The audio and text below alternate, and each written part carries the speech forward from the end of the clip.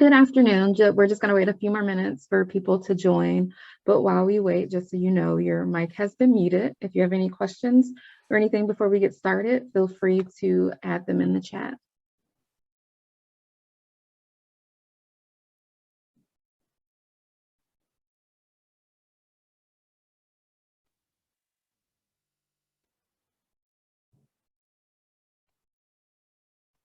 Welcome, everyone. I was just saying we are going to wait just a couple more minutes here before we get started. We're going to try to get started right at 3, but your mics have been muted. If you have any questions, please feel free to add those in the chat.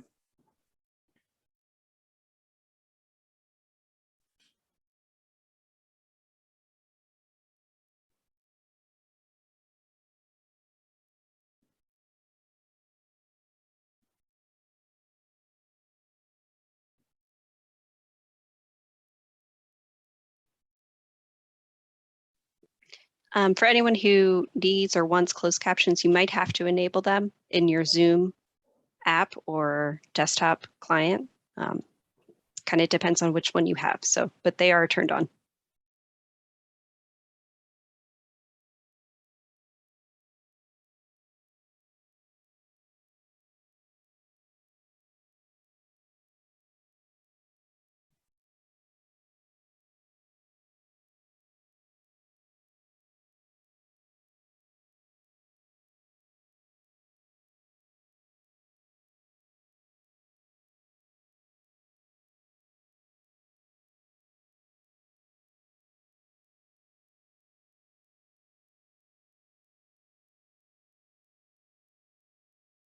Okay, I'm going to go ahead and get started, but good afternoon and welcome to the meeting today. Today's meeting is to discuss MDOT MTA's Title VI Major Service Change Policy. Just a little housekeeping before we get started. This meeting is being recorded and all attendees' mics have been disabled. We will be taking questions and comments after the presentation, where we'll then allow you to come off mute and ask any questions or any comments about the presentation. You can also write questions in the chat throughout if you have questions that come up while we're presenting, and we will read them aloud once we're done. I'll take a moment here to introduce the team. I'm Latoya F. I'm a project manager with the Office of Customer and Community Relations. We have Joe Calhoun, who is the Title VI and ADA coordinator with the Equal Opportunity and Compliance Office, and Sandy Brennan, who is a project manager and senior transportation planner with a consultant firm with MDOT MTA. I'm going to turn it over to Joe, who's going to do our presentation for today. Thank you, Latoya. So a moment before we get started, just to make sure that everyone is on the same page, those of us in the transit industry and in government often use acronyms and different technical terms and industry jargon to refer to specific programs and topics. And we may often forget that not everyone knows what we're referring to. So to start out, Title VI references the Civil Rights Act of 1964. The Civil Rights Act was proposed by President Kennedy in 1963. It was a landmark piece of legislation, and it was ultimately signed into law July 2nd, 1964 by President Johnson. So when you hear MTA refer to our Title VI notice or our Title VI program or any element of that, a Title VI complaint, these reference civil rights. So the Civil Rights Act of 1964, as noted, it was a landmark piece of legislation, civil rights law, that outlawed discrimination on the basis of race, color, religion, sex, and national origin. Not every one of those characteristics applies to each title within the law. When the law uses the term titles, it's really referencing different chapters, different sections of the law. So those may be terms that the public may be more familiar with, but those who are lawyers and in government are familiar with how laws are often broken up into titles. So within it, you had voting rights under Title I, public accommodations under Title II, desegregation of public facilities, desegregation of public education. It created a commission on civil rights. And then Title VI is the area that affects public transportation, which was non-discrimination in federally assisted programs. So MTA and most public transit agencies, if not all of them, receive federal assistance. Otherwise, we would not be able to operate and purchase all the the buses and trains that we have. So if you receive federal assistance, be it financial or technical assistance, then you are held to the requirements of Title VI under the Civil Rights Act of 1964. Now, Title VI specifically applies to race, color, and national origin. So some of the other elements of the Civil Rights Act had other characteristics that were covered and protected by those chapters, but the chapter that applies to federally assisted programs specifically applies to race, color, and national origin. And over time, federal regulations have also included low income status and limited English proficiency individuals. And we can talk about them a little bit further later on. And elsewhere in the law, it also created equal employment opportunity requirements, had requirements relating to voter registration, community relations service, and other provisions. So within Title VI, within Chapter 6 of the Civil Rights Act of 1964, the FTA, the Federal Transit Administration, has established a number of requirements to achieve that goal of non-discrimination on the basis of race, color, and national origin.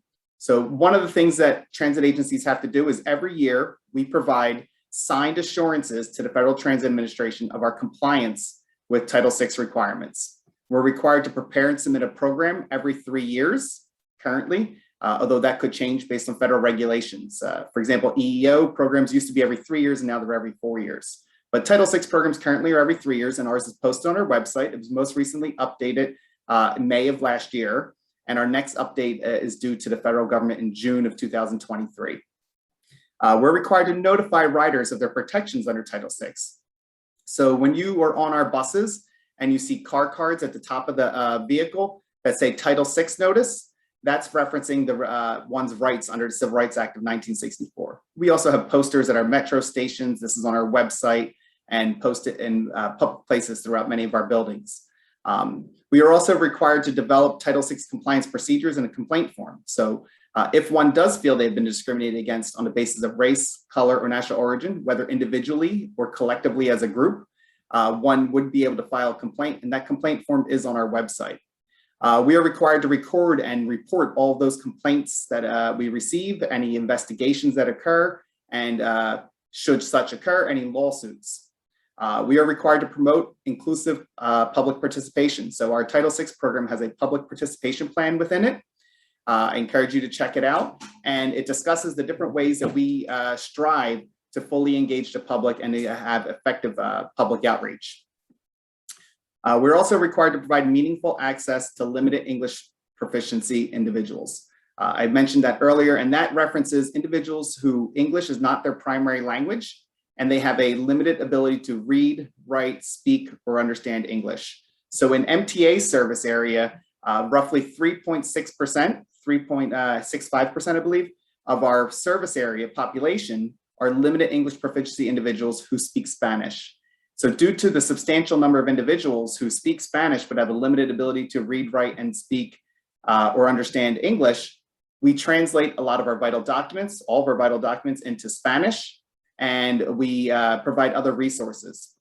In addition, there are other limited English proficiency groups in our area. About 0.6%, 0.61% of our service area are limited English proficiency individuals who speak Mandarin Chinese. Due to the size of them, we haven't yet automatically translated the documents into Mandarin, but we are monitoring such. And if when new census data becomes available, if that population grows, that is something we would pursue at that time. But we do have various language tools, such as translation of our website. We translate all documents upon request. And we have tools that we provide to our operators and our public-facing staff that allow them to connect to a language line, which has live translation services 24/7 available in over 100 languages. In addition, we are required to report the minority representation of our planning and advisory committees. So MTA has 3 advisory committees. It's our Citizens Advisory Committee, our Citizens Advisory Committee on Accessible Transportation, and our MARC Riders Advisory Council. So the composition of those groups is something that is reported in our Title VI program and shared with the Federal Transit Administration. And we strive to recruit a diverse membership on those committees that is reflective of our service area.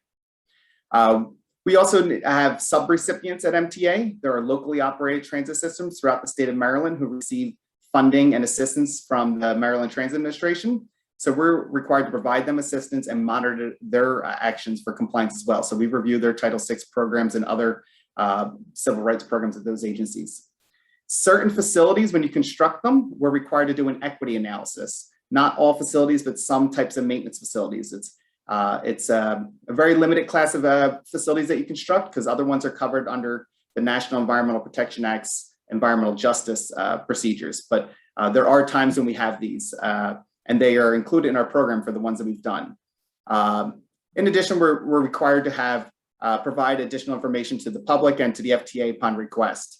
Now, these, the last one that applies to all transit agencies would be developing system-wide service standards and system-wide service policies. Those apply to all transit agencies that operate fixed route transit. These last four only apply to large transit agencies. So you may be seeing these and thinking, oh, well, I live in Frederick and the transit agency here does not do this.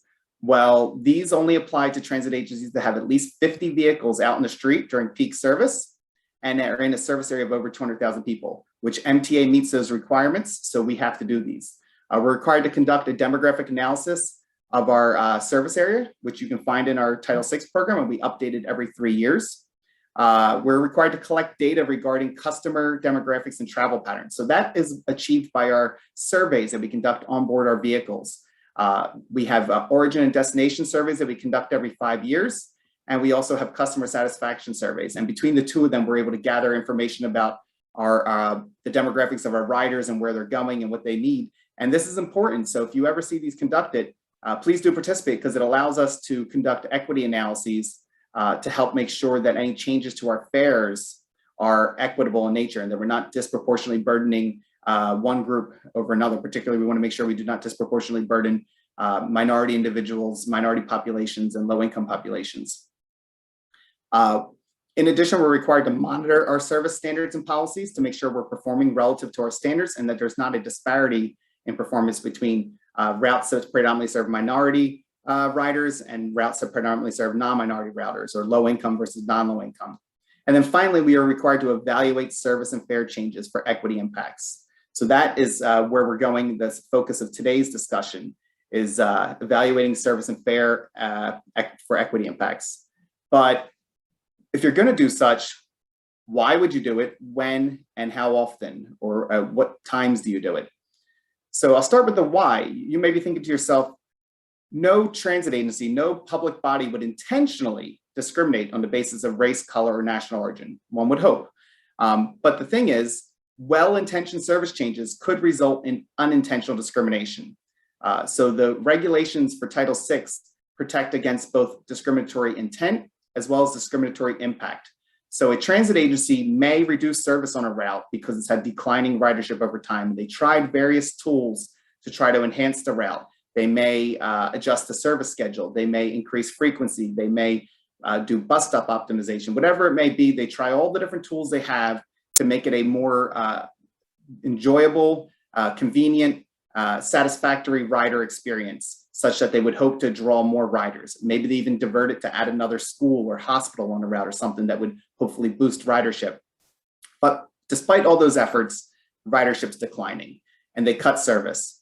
Well, it may be such that if they're cutting service multiple times or for certain routes, they could be having a outsized impact on minority populations or low-income populations. So when we make significant changes, we need to make sure we evaluate them such that it's equitable. Or in reverse, you may have a route that constantly has great ridership. It's a crowded bus. We keep on adding service to it because it has lots of riders. Well, if we're constantly adding service in one area and we're taking away service in another, we need to make sure there's equity there.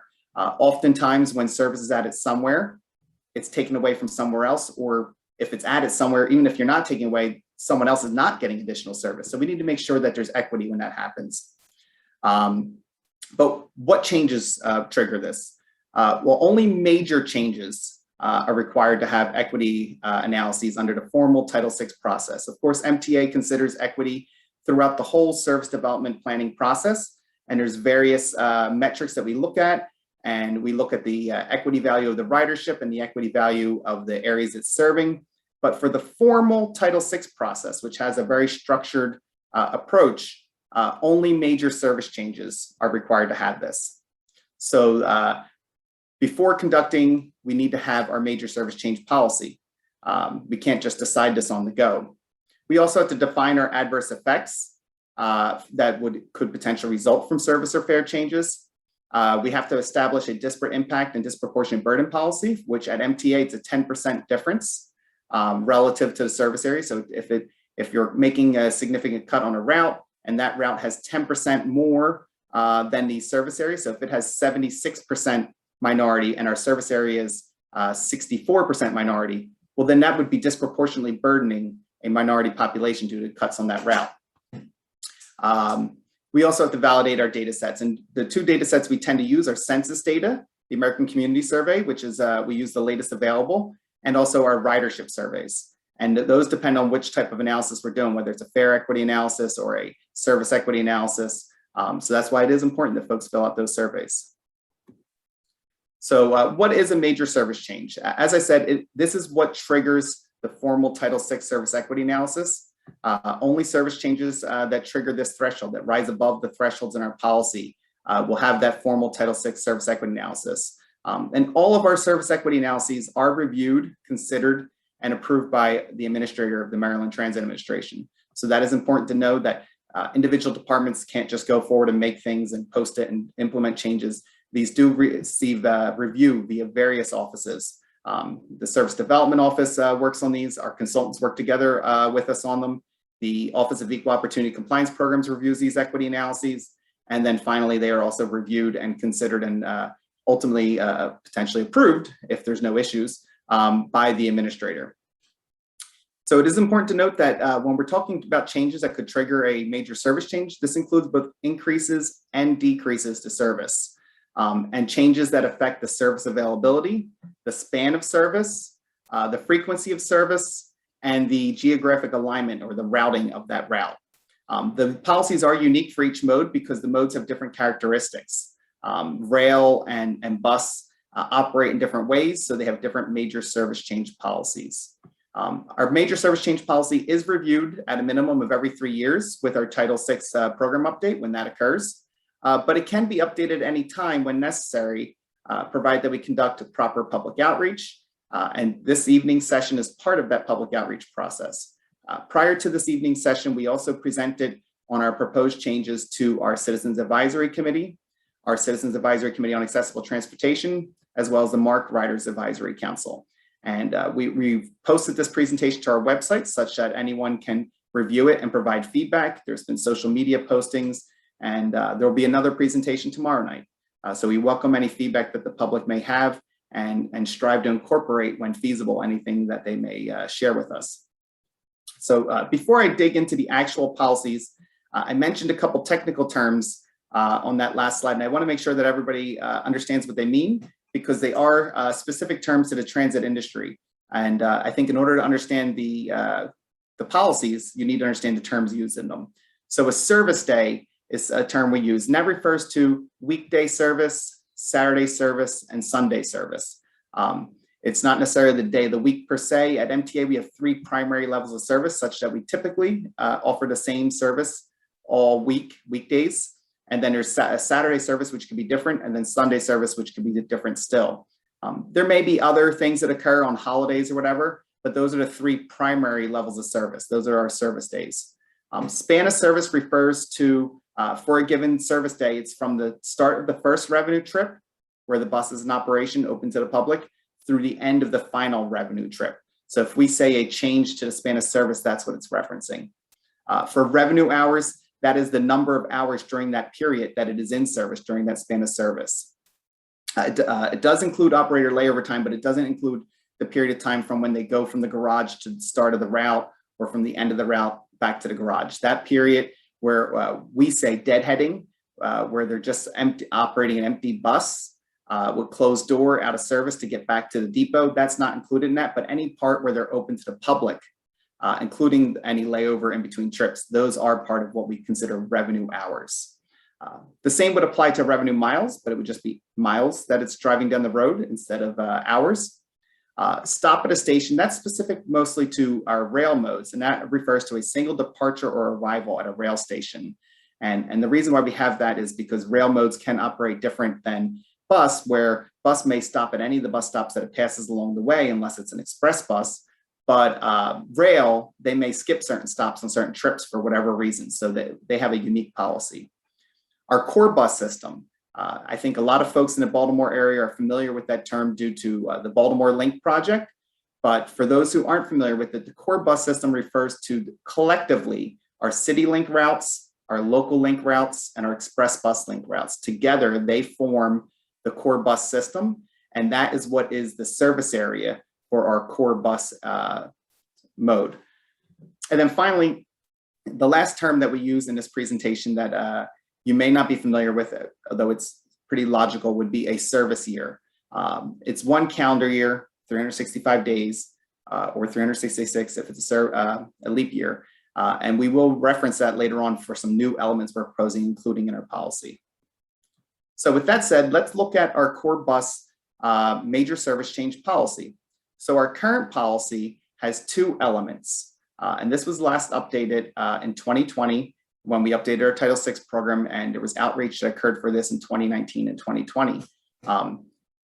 Their first element is an alteration of a route's revenue miles or revenue hours on a given service day by 25% or more, including the establishment or abandonment of route, which makes sense given that if you're abandoning a route, that's 100% change, or if you're establishing a route, it's 100% change. But if you're changing a route by 25%, so let's say the local link 22 operates 837 hours out of the day between all the trips going on. Well, if we were to change that by 300 hours, that's more than 25%, and that would be major. So that's what we're referencing there. Or if it's a 10-mile long route and we're shaving off 3 miles off of the route, that's more than 25%. A change to the span of service on a route on a given service day by 90 minutes or more. So if the local link 82, let's say it ends service at 11:59 p.m. It's trying to get finished before midnight, like Cinderella, right? But we make a change to it. We find, there's low ridership late at night. Does it really need to operate? It's really low. We're losing costs. We can put that somewhere else and help people. And we decide, okay, we're going to end the local link 82 at 10:20 p.m. Because there's really nobody after that on that last trip. Well, that's more than a 90-minute change. And that's major because for some folks, they may now not be able to get home from work, or they may not be able to get to work, or wherever they're commuting from. A large percentage of our riders are going to work and or school. So if you're changing the end point or the beginning point by 90 minutes or more, or collectively, we may take a half hour off the beginning and an hour and 5 minutes off the end. That's more than 95 minutes. And that's a major change to the volume of service, the period of service in which that route operates. And that would be major, and that triggers our service equity analysis process. Those 2 elements have not changed. We are not proposing any changes to those, and they're pretty standard throughout the transit industry. But as a result of lessons learned over the last year and a half and outreach with our peers, we've determined that there could be a couple other things that we can add to make sure that some changes aren't implemented without receiving a formal Title VI service equity analysis, because we think these are major changes that could occur or have occurred at some transit agencies during the pandemic and other times. So the first element that we're proposing adding is an alteration of a route's revenue miles or revenue hours on a given service day by a cumulative of 25% or more over 1 service year. So that's where that 365 days or 366 if it's a leap year came in. So if you had the CityLink Silver and we cut service by 10% in January due to budget conditions, beyond our control, whatever it may be. And then we cut it by 10% again in June because the crisis keeps steepening. Whatever it is, tax revenues falling short, and we're told we need to, tighten our budget. And then we cut it by 10% again in September.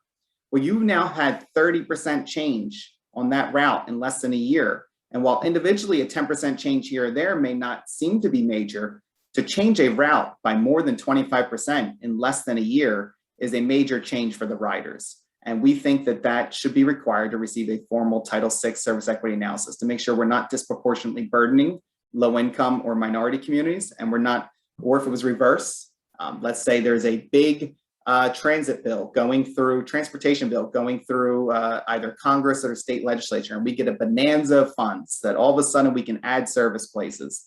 You know, if we were to add 10% to the local link 63, and then we add 10% again, and then we add 10% again at the 3 service changes throughout the year, that's a 30% change to that route in the course of 1 year. That's major, and we need to look to see who's benefiting from that. We don't want to make sure that we're disproportionately providing benefits to non-minority and non-low-income individuals, because that could be happening at the expense of others where they are not receiving that benefit as well. So we need to be equitable when these changes are occurring. With this new policy, that type of scenario would have to have a Title VI service equity analysis. The second element that we're proposing is the addition or removal of at least 15% of a route's bus stops on a given service day. So I don't expect such to be occurring. We did have a fair bit of optimization, I think, occurred when the Baltimore Link system redesign occurred, such that if there were too many stops too close together, that it wasn't really necessary. I think that there's what they call bus stop optimization, where they thin them out, right? So you don't need to stop every block, you might stop every other block. That already occurred, and I don't anticipate it to occur, but if such a thing did occur, that could be major, because people could have to walk further than they could get to, and it could reduce access, whether for individuals with disabilities or senior citizens or the general public. You know, there may be adding more time to their day to get to the bus, and this is now a hurdle. So we want to make sure that if we're changing a significant number of the bus stops on a route, which we determine to be 15%, is a statistically significant change in the number of bus stops on a route, that this has an equity analysis, because we don't want to be doing such without taking into account, is this equitable and where it's occurring? You know, we don't want to disproportionately burden minority populations or low-income populations. And in reverse, that applies to addition of bus stops as well. If we're extending out a route and adding bus stops, or adding more in between where there was gaps, we want to make sure that it's equitable. And the final element, the final new element for our core bus major service change policy would be the cumulative alteration of at least 15% of the total core bus system.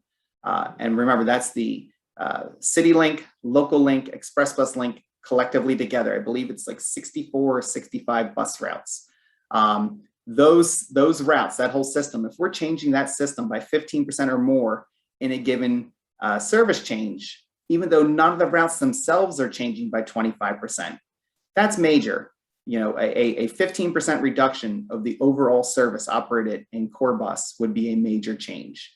And we want to make sure that if such a scenario does occur, whether due to a large increase in service, maybe there is a big transportation bill, trillions of dollars, and we're able to offer more service, or in reverse, some doomsday budget austerity scenario where the bottom falls out and we need to reduce service.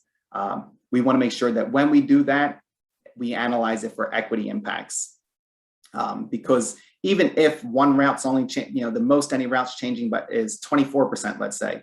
Well, if some routes are changing by 24% and others are changing by 14%, that's a big difference between them. We want to make sure that that's equitable. We don't want all the routes losing service at 24% to be primarily serving minority populations or low-income populations, and the ones that are only losing service at 14% to be primarily non-minority or non-low income. Or in reverse, if there was this big increase in service, we want to make sure that the ones that are getting an addition of service of 24% are not primarily non-minority and non-low income, and at the expense of the routes that are primarily serving minority populations and low-income populations. So we will analyze those for equity impacts via the formal Title VI service equity process. As I said earlier, we do consider equity throughout the whole service development process, but this will add this additional level, this formal Title VI service equity analysis, which we do include in our program that's submitted to the FTA and is reviewed and considered by the administrator. So for Mark, we also have a new element that we're proposing here. So the current policy has the 25% or more of revenue miles and revenue hours, similar to core bus, the 90 minutes on the span of service, similar to core bus. It also has a different element. It has a change to the number of stops at a station on a given service day by 25% or more. That's something that's in our current policy that we're keeping. So maybe, the Halethorpe station, only every other trip stops there. And we decide, do we need to do every other trip? Maybe we'll drop it down to 1 out of 3 or something like that. Well, that's major. You're reducing number of stops at that station by 50%. That would trigger this. In addition, the establishment or abandonment of a station in its entirety obviously would be a major change. And these two elements we don't have in our core bus policy because core bus does not operate in that manner. And we certainly wouldn't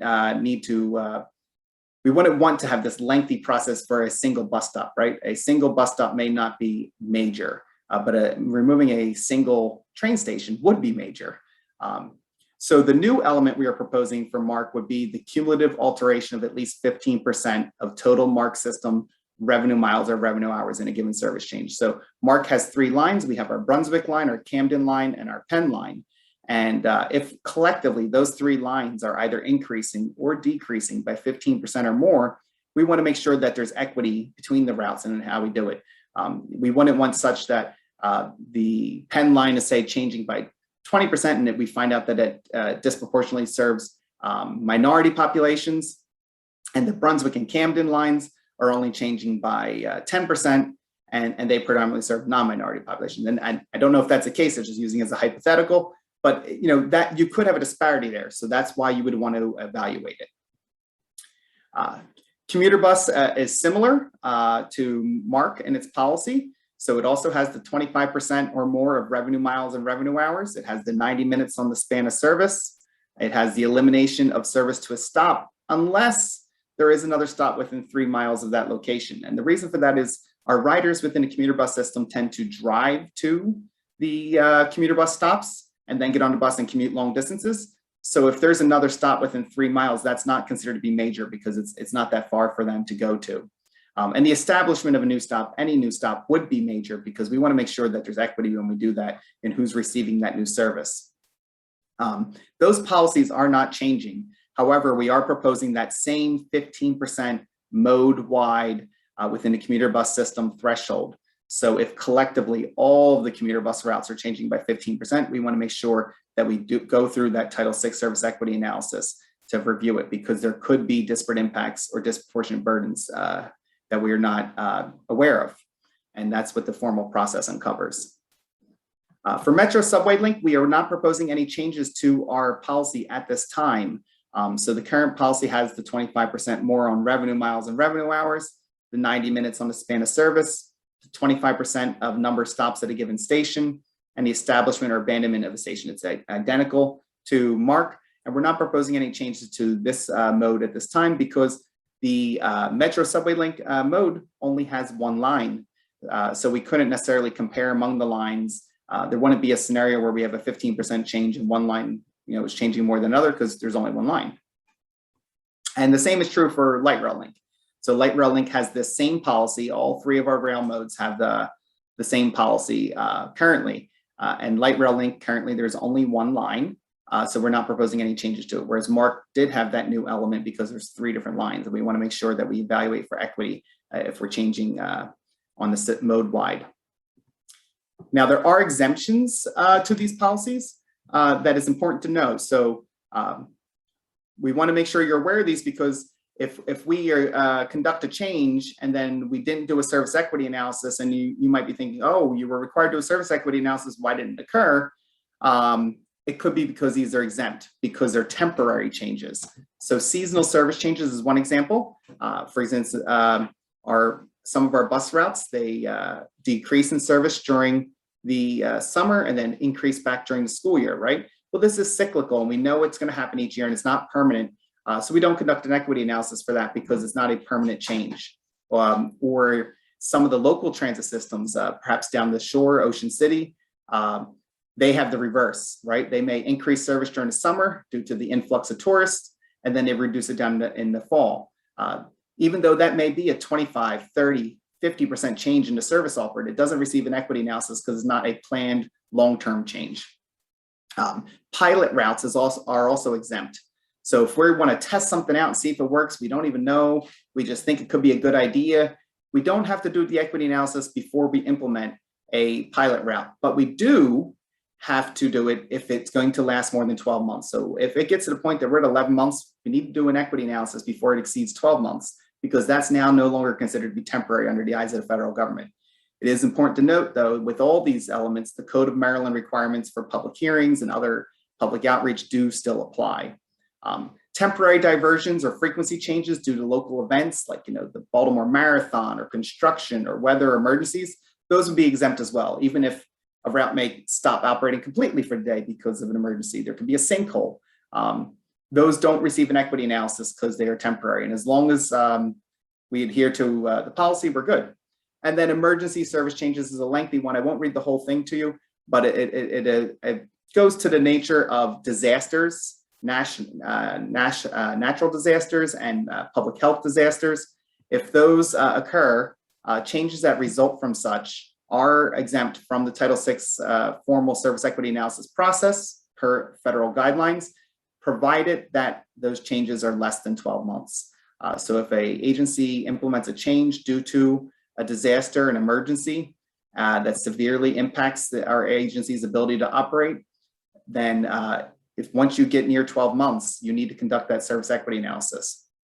We are proposing one new element to our exemptions just for clarity. It fits within the federal exemptions already, but it just wasn't in our program. And we want to make sure that we're being fully transparent and clear with folks. This way, when something occurs and we don't do an equity analysis, you can see, okay, it was in their policy and they told us this is why they don't do it. And that would be outages due to planned or unplanned maintenance, inspections, and repairs.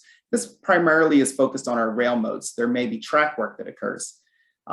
So if we know there's going to be track work and it's less than 12 months, that would be exempt from the service change policy, because it's not like we plan on having that change permanent. We just have some repairs we need to do. And once the repairs are done, the service will go back to what it was. So that is something we are adding to our exemptions list just for clarity and transparency. And you may be thinking to yourself, okay, well, you said at the beginning, service and fare equity analyses, and you mentioned fare equity analyses at different points of what data sets I use it and those, and how it's important to fill out the surveys because we use them in fare equity analyses. And you may be thinking, where is our fare equity policy? Well, MTA doesn't have a fare equity policy because all fare changes are required to have a fare equity analysis. The FTA treats these differently than service changes. The Federal Transit Administration lets all the different transit agencies set their own major service change policy and determine what is major for their riders in their service area based on the conditions in their region. But they consider all fare changes to be major. So if we were to increase our fare by 10 cents, every 2 years, as is required by Maryland law, that 10-cent change requires a fare equity analysis. Even though that may not seem substantial, it requires the equity analysis. So that's why we don't have a fare change policy. But otherwise, we use a lot of the same processes when conducting these equity analyses. And that applies whether you increase or decrease your fares too, it's worth noting. So even if we were to decrease fares by 5 cents or 10 cents or even a penny, we have to conduct that fare equity analysis. With that, we've covered the items that I wanted to share with you today as far as the new elements of our major service change policy, and we welcome any feedback that you have. I'll turn things over back to LaToya. Sure. At this time, if you have any feedback, any questions, we ask that you raise your hand so that we can allow you to speak, and then I will turn on the function to allow people to unmute themselves. But this is the time if you have any feedback or any questions for the team. Sam, you can go ahead. Samuel, I'm sorry. Yes. And thank you for the presentation, Mr. Calhoun. But I do have a question or two. I hope we can. I think I'd like to know, should a prior transit equity analysis have been conducted and reported prior to the announcement of the changes and cuts in service on September 1, 2020, where they were to take effect on January 3rd, 2021. And if not, Why not? Particularly in light of the almost universal outcry and demand that the proposed changes and cuts be rescinded immediately. Should an equity analysis, a prior equity analysis, have been conducted and reported? Well, thank you, Mr. Jordan. I appreciate your feedback. So those changes that had been proposed were in the process of receiving a Title VI service equity analysis. The federal requirements are such that you need to have that complete and approved and by the administrator prior to implementing your changes. However, if my recollection is right, it was about the first week of October where we announced where we were withdrawing those changes. So due to the timing of such, the equity analysis was not finalized and complete. There was a draft that was in the works, but it was never fully materialized because the changes were withdrawn while the work was still ongoing. So that is something that we had contracted with our consultants to begin an analysis of it. There was meetings and there was a work that was done on it, but it was never fully adopted because we withdrew the changes before the analysis could be fully vetted by the Office of Equal Opportunity Compliance Programs and our legal office and all the different individuals who review the tables and charts and texts that come with these analyses. So it was something that did trigger, some of the elements did trigger a major service change policy, right? There were some routes that were proposed to be withdrawn and not something we wanted to do, but there were major changes that were proposed, a doomsday scenario as we often refer to it. But the changes were withdrawn before the process of reviewing and public hearings and everything that would go along with it finalized. So the trains were in motion, so to say, but they never reached the station. I hope that answers your question. Well, perhaps my question was, should a prior transit equity analysis have been conducted before they were proposed? Gotcha. So your question would be, should service equity analyses be conducted prior to Have been conducted before announcing changes? Yes, before proposing and announcing. And you also announced, or not you perhaps, but the date in which they were to take effect had also been announced. Gotcha. So I cannot necessarily elaborate on the timing on those because I know some things occur above my office, so I'd have to confer. I know there's consultations that occur between the administrator and the secretary in different offices, and as far as when things need to occur at different times due to conditions. And I know at that time, conditions were rapidly changing, both from a public health standpoint and budgetarily. So as far as the timing of such, I'm not sure how that could happen. But I do know that we do take into account equity throughout the service development process. And I don't know if anyone can elaborate further on that. We can always provide you more of a response via email, but that is my understanding of the time. And Right. There was a lot of analysis that from the meetings I was in that I saw that did take into account equity, and it was trying to, although it felt like an axe coming down on your arm, it felt like a amputation.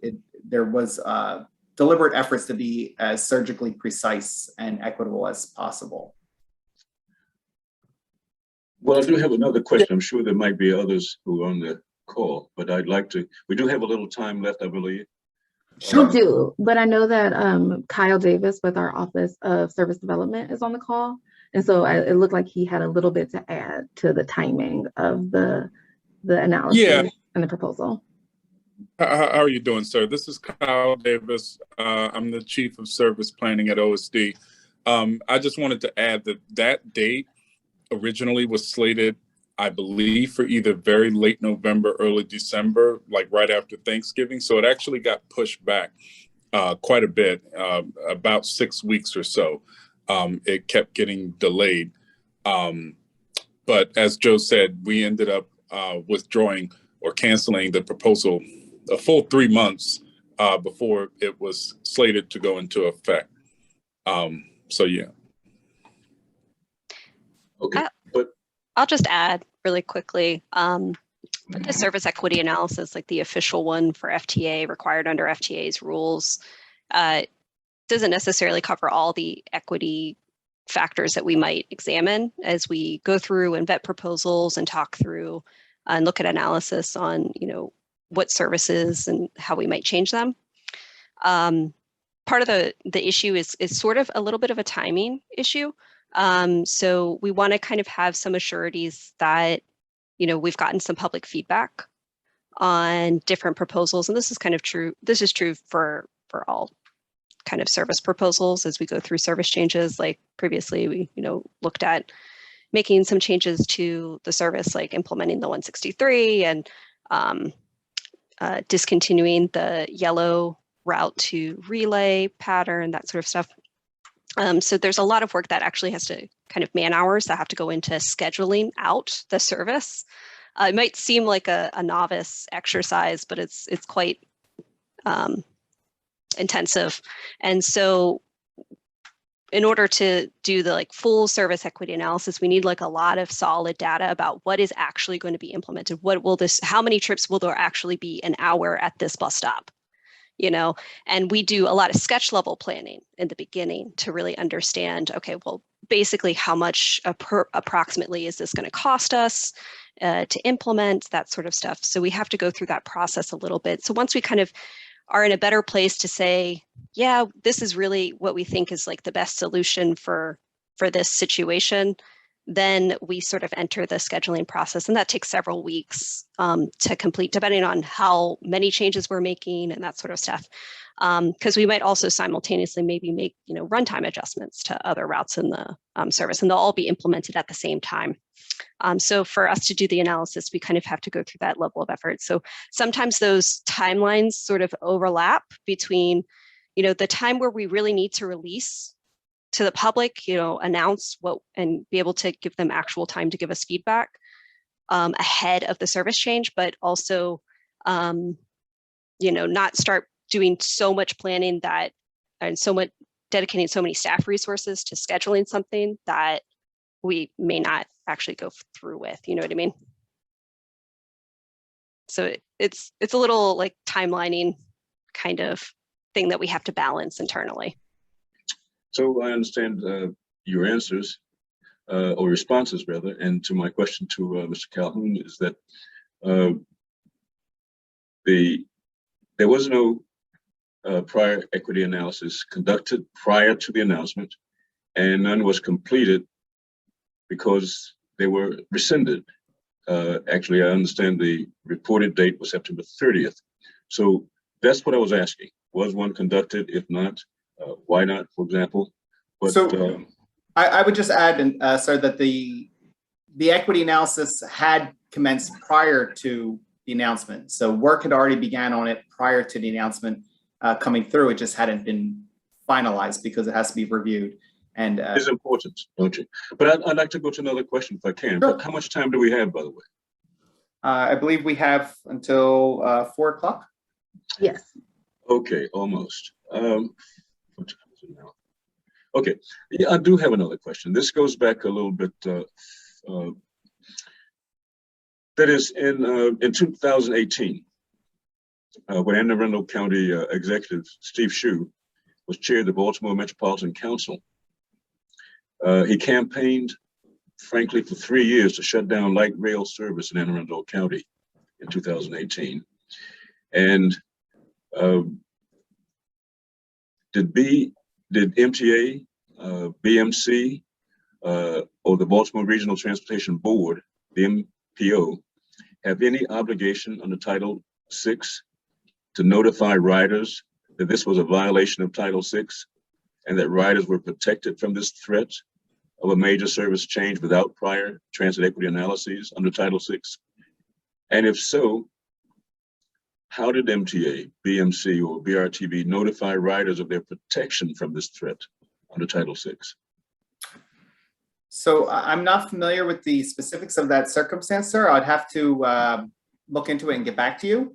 I was not with MTA at that time. Not that absolves of providing you an answer. So I'd have to reach out and look into what occurred at that time and what was specifically proposed and what MTA actions they took. So I don't think I could provide a concrete answer as to what occurred and what should have occurred because I'm not familiar with that scenario. But I would be happy to take your contact information and get back to you and provide a response. Okay, well then, fine. Let's do that. I have a couple of questions, and what I would like to do, Mr. Calhoun, is submit them to you, and if I would like a response that you are just referring. I'll give you my contact information now. Shall I put it in the chat, or I can just simply? Sure, that'd be great. Yeah, if you put your contact information in chat, we'll be able to record it, and any of the questions that you have, we'll be able to provide. I'll be able to reach out and determine what occurred and who and what, and try to figure out what kind of response I can provide. Are you making a recording of this session? Is that correct? I believe so. When will a recording be available to the public? I will find out. I have to ascertain that from our office to see when it can be made available. Okay, let me leave my contact information in the chat. I think I can do that. Here we are. To everyone. We did have one question come through in the chat that I'll read here. Sue Carlin asks, are the deaf and hard of hearing riders included in the LEP population? That is a good question, Sue. So there are different paradigms within the federal guidelines for Americans with Disabilities Act requirements and Civil Rights Act Title VI requirements. So the limited English proficiency requirements result from an executive order that was promulgated by President Clinton during the 1990s. And part of the premise of this is that if someone is of limited English proficiency, such that they have a limited ability to read, speak, write, or understand English, and English is not their primary language, the premise was that there's an assumption, a presumption that those individuals would be of a minority group for race, color, or national origin. So if my primary language is Spanish and I have a limited ability to read, write, or speak or understand Spanish, that's where these came through. So it was read into including them within the Civil Rights Act of 1964, because the Civil Rights Act of 1964 itself only specifically stated race, color, and national origin. However, there are different requirements under the Americans with Disabilities Act that transit agencies are required to adhere to.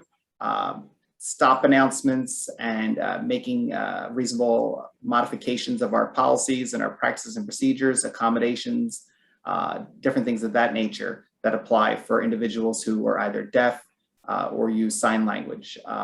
So we do have translators and translation services that we have make available. So if someone requests a copy of one of our bus schedules, for example, in Braille, that is something we would typically do. Or if there's application materials for a job or a program, be it a reduced fare program or something of that nature, and somebody would like those in large print or Braille or electronic so they can use a screen reader, those are things that our agency would typically do. And in addition, we have interpreters that perhaps someone is having a mobility certification eligibility hearing. Those are scenarios where an interpreter could be provided under the ADA, but those are a different framework than what the federal government has put forward for Title VI, which is focused primarily around race, color, and national origin. And then a lot of the practices include low-income populations, although it's not part of the Civil Rights Act of 1964. It's more so under environmental justice, but they are analyzed at the same time in a lot of the Title VI current framework under the FTA. And environmental justice came from a different executive order from President Clinton. So that's why these two may have different approaches. But if at any time you do need any of our documents made available in a different format, please do let us know. And we put that notice out quite regularly, particularly with public engagement materials. We say, if you would like to request this in an alternate format, please contact this office. So Braille, large print, electronic format, those are things we often do. So it's different than the limited English proficiency, but there are provisions for both. I'd like to squeeze in another question before we out of time. Sure. I was just going to say we have 7 or so minutes left, but go Yes, ahead if you. Yeah. Did MTA promote and achieve inclusive public participation prior to the proposed service cuts and changes announced on September 1, 2020? We did promote and for inclusive participation. We got a lot of people that participated via email and via physical mail that just kind of mailed back the comment cards that we had. We unfortunately didn't have as many people participate in our public hearings, but we advertised it in newspapers via our contact list, through the community groups, in as many ways as we could. Given the pandemic, we used the local libraries, we used the school districts, meal sites, and everything that we could try to get the information in people's hands. It just wasn't as robust at the actual hearings, but they were very vocal and robust in writing in an email. And I know that played a part into the decision to rescind. But you did not complete the prior equity analysis before making that announcement. And just sort of wrapping up with the time we have left, there are several other issues I would raise, but I will send those to you, Mr. Calhoun, and with the other members of staff, Ms. Brennan. Thank you, Mr. Jordan. Yes, please do send me. And I do see that there is a follow-up question from Sue Carlin. And Sue asked if our surveys have a question regarding disabilities. And I will note that the previous round of surveys that occurred, the most recent round of origin and destination surveys did not have that question. However, we've been meeting with our surveying team and proposing language for questions that do go to this topic to find out if riders have disabilities, because it could be helpful to know if one route has more riders with disabilities than another, or if people are trying to go to certain areas. This way we can take into account those experiences and the preferences and where people are traveling and the nature of their experience. That is something we're looking to add. So the next round of surveys, hopefully we will, well, when the next round occurs, we will be incorporating a question in that regard. I do not know when the next round of surveys is scheduled yet to occur, but we have met with our different surveying teams. And some projects have already started to use that question on a project-specific basis. So that is something we're striving to have as a practice moving forward. I'm sorry. What's that? I'd say, if possible, I'd like to squeeze a quick question in before we end. Sure. Okay. That is, in June 17th, I think precisely in 2017, when the Baltimore Link was launched, we don't have a record of an origins and destination study. But moreover, the link was launched, as I understand it, while the subway tracks were in what's called in the Maryland regs, BLACK condition. I hate to say it because it means no real movement was to be permitted at all. So the agency's own consultant, HNTB, had reported in November of 2016 that 11 sections of the subway track were in hazardous condition. There should have been no real movement, but you launched the link anyway in June of 2017 without those repairs having been made. I would have to look into it. I was not with MTA at that time, so I'm not aware of the specifics. I could not comment on them since that's not something I have informed knowledge of. But I will note that you had said that a origin and destination study was not conducted prior to that change. And for clarity's sake, origin and destination surveys are not required for every change. That's different from the service equity analysis process under Title VI. Those are two different items. So what Title VI requires is that we use our latest available demographics from our riders, which we get from origin and destination surveys and census data. the requirement to conduct surveys is a separate requirement. I understand. Separate federal requirement. I understand. We have 2 minutes left now. Sure, yeah. And those are things that are periodic. They're not with each service change. So, and they let people use census data even. So data could be 10 years old. I'd like to ask a quick question before we go. Sure. At least observation. That is, an origin and destination setting means you should know where people want to go. But with this question about the subway shutdown, that means that from November 2016, before you made the repairs, or at least began repairs in February 2018, that was 15 months of Russian roulette with the lives and health and well-being of about 30,000 people a day.